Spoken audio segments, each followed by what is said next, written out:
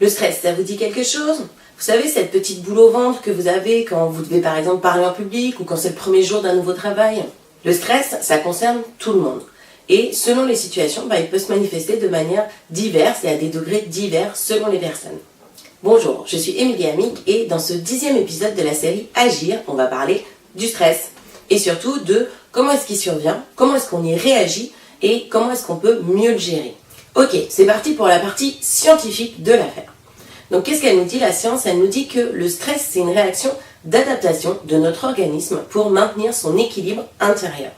Et c'est un phénomène parfaitement normal, parce que l'organisme humain, il doit en permanence s'ajuster à ce qui se passe dans son environnement. Parce que si c'est plus le cas, globalement, c'est que vous êtes mort. Donc c'est juste un moyen pour notre organisme de s'adapter. Donc ça veut dire que le stress, cette réponse, cette réaction de notre organisme, il peut être bon ou mauvais. Alors pour qu'il y ait stress, il faut qu'il y ait un stresseur, c'est-à-dire un stimulus ou un déclencheur qui va provoquer la réaction d'adaptation dans notre organisme. Donc ça, la réaction, c'est le stress. Et ensuite, cette réaction, elle va générer des comportements ou des émotions en conséquence. Et ce qui est très important de savoir, c'est que le niveau, ou en tout cas la gravité du stress et des conséquences, il dépend pas de l'intensité du stresseur, mais il dépend de la façon dont la personne, elle perçoit ce stresseur, ce déclencheur, et comment est-ce qu'elle y réagit. Chaque individu est différent, et donc chaque réponse l'est aussi. Par exemple, un membre du GIGN n'aura pas le même niveau de stress, ni le même type de réaction face à une situation dangereuse qu'un individu lambda qui n'est pas entraîné. Ou par exemple un orateur qui parle ou qui fait des conférences depuis 10 ans, évidemment il n'aura pas le même niveau de stress et ça n'aura pas les mêmes conséquences pour lui que pour une personne où c'est la première fois qu'elle parle en public. Du côté des stresseurs, on retrouve deux catégories. Il y a les stresseurs physiques, c'est-à-dire une blessure, une douleur, un inconfort physique ou même une maladie, et les stresseurs psychologiques, donc qui eux correspondent à des événements, des situations et parfois même des personnes.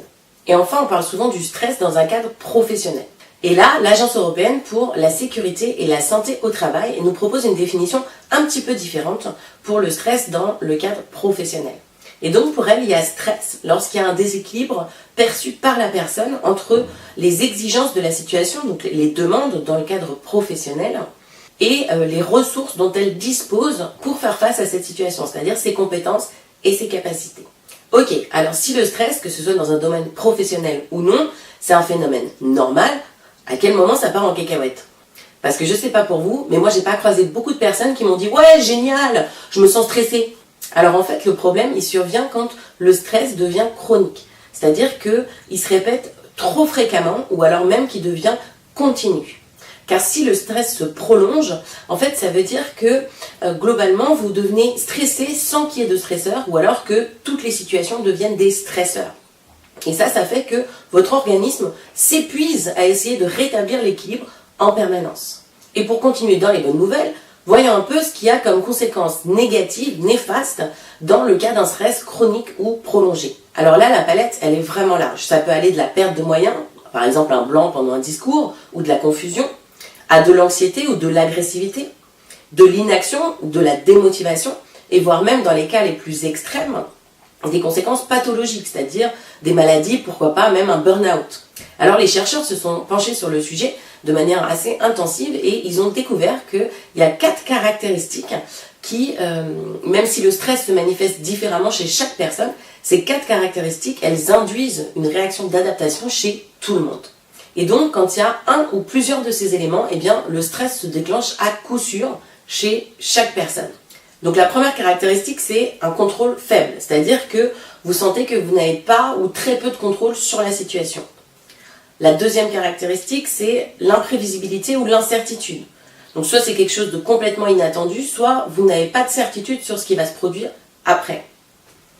La troisième, c'est la nouveauté, c'est-à-dire c'est quelque chose de nouveau pour vous que vous n'avez jamais fait avant. Et la quatrième, c'est quand votre ego, dans le sens psychologique du terme, est menacé, c'est-à-dire que vous avez l'impression que vos compétences sont mises à l'épreuve ou alors qu'on doute de vos compétences ou de vos capacités. Ok, à ce stade de l'épisode, je pense que je vous ai bien stressé sur le sujet, donc maintenant, c'est l'heure de passer aux solutions. Alors, on va mettre les choses au clair tout de suite.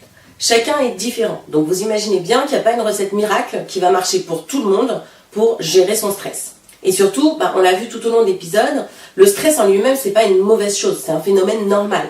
Le problème ne survient que quand il se répète trop souvent ou quand il dure trop longtemps. D'ailleurs, le reste du temps, vous vous en rendez même pas compte. Ce qu'on appelle le stress positif, votre organisme, il le gère tout seul en permanence.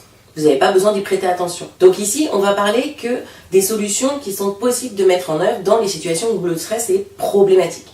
Évidemment, ce sont des suggestions, donc c'est à vous de les tester pour savoir celles qui fonctionnent le mieux pour vous. Donc vous vous rappelez, on a vu plus tôt dans l'épisode, pour qu'il y ait stress, il faut qu'il y ait un stresseur.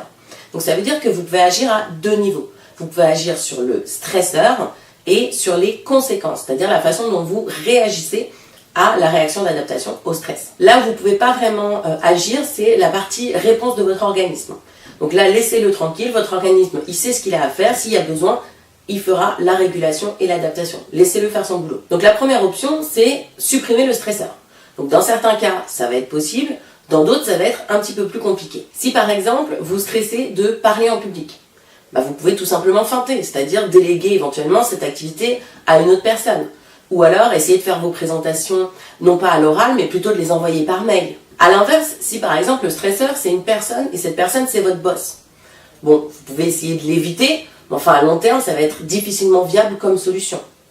Sinon, il y a une solution plus drastique, c'est de démissionner. D'où la seconde option, modifier la perception que vous avez du stresseur pour essayer de diminuer les conséquences négatives de ce stresseur sur vos émotions et vos comportements. Donc pour ça, vous pouvez mettre en œuvre 3 solutions différentes. La première, c'est d'essayer de relativiser la situation et l'événement.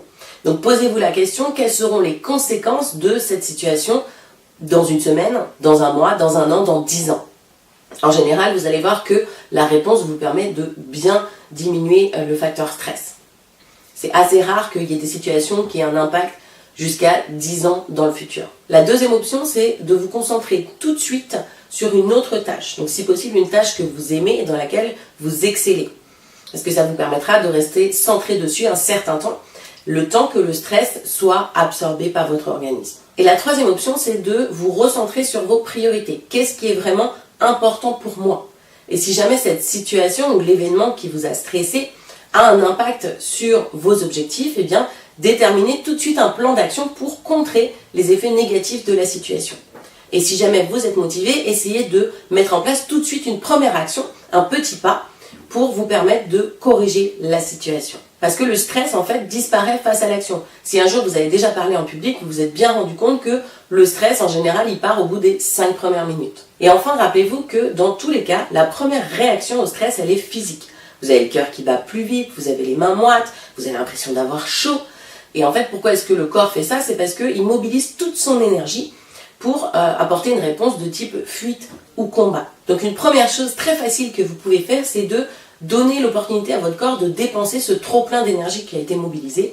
Donc par exemple, en allant marcher un peu, 5 minutes, 10 minutes, en prenant les escaliers, ou pourquoi pas, si vous ne pouvez pas faire ça, faire des mouvements d'étirement et surtout d'essayer de respirer pour réguler un petit peu la réaction de votre organisme. Et ça devrait déjà faire pas mal redescendre la pression. Vous verrez qu'en apportant dès le début une première réponse physique au stress, il va grandement diminuer. Ensuite, selon que vous choisissez de relativiser, de vous concentrer sur autre chose ou de vous recentrer sur vos priorités et vos objectifs, vous allez reprendre la main sur le premier ingrédient du stress, c'est-à-dire le contrôle. En faisant ça, en agissant, vous reprenez le contrôle sur la situation et vous diminuez votre stress. Et c'est en agissant, en reprenant le contrôle, que vous allez diminuer la portée et la durée de votre stress.